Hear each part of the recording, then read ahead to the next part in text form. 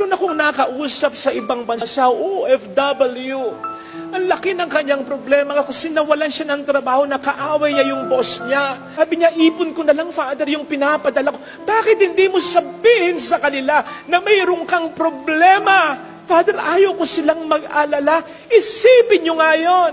Ikaw yan nag-iisa. Sila dito yung sama-sama. Pa nagtatanong nila, may problema ka? Ngayong may problema ka, sosolohin mo. Sabagat ayaw mo silang mabigyan ng problema. Ikaw nga itong nag-iisa. Sabi ko sa kanya, iba kang magmahal. Sobra. Sa taong tunay na nagmamahal, kulang ang salitang sobra. Sobrang pagmamahal mo, ikaw na nga yung na-disappoint. Ikaw na nga yung nalungkot. Ikaw na nga yung puro ikaw na lang.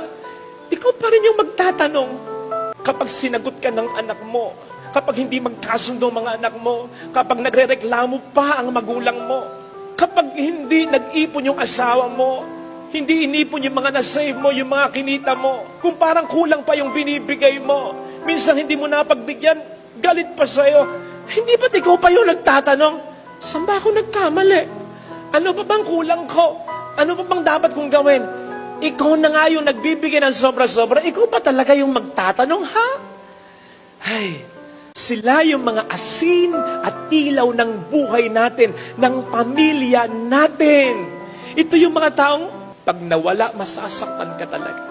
Kasi ramdam mo, dahil hindi siya naging ordinaryong nanay, tatay, kapatid, hipag, bayaw, anak sa'yo. Nag-excel siya. Bakit? Sapagkat sa ordinaryong binibigay ng iba, sobra yung binigay niya. Kaya hindi mo siya makakalimutan. Iba siya. Kaya alagaan ng mga taong ganito.